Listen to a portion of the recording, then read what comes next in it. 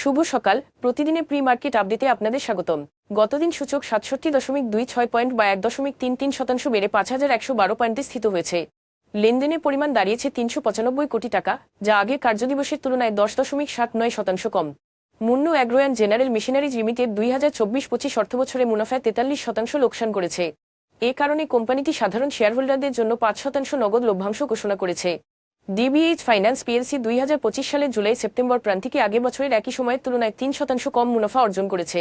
এর কারণ হিসেবে কোম্পানিটি উচ্চতর অর্থ ব্যয় ও সঞ্চিতি বৃদ্ধিকে দায়ী করেছে। বিএসইসি সারা দেশে বিনিয়োগ সাক্ষরতা ও পুঁজিবাজার সচেতনতা বাড়াতে নতুন উদ্যোগ নিয়েছে।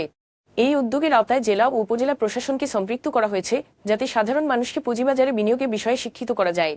ক্রাউন সিমেন্ট পিএলসি 2024-25 অর্থবছরে আগের বছরের তুলনায় মুনাফায় 33% লোকসান করেছে। উৎপাদন খরচ বৃদ্ধি, চড়া সুদ এবং নতুন স্থাপনা থেকে আসা অতিরিক্ত অবচয় এই পতনের মূল কারণ হিসেবে উল্লেখ করা হয়েছে। এখন এ পর্যন্তই, ধন্যবাদ।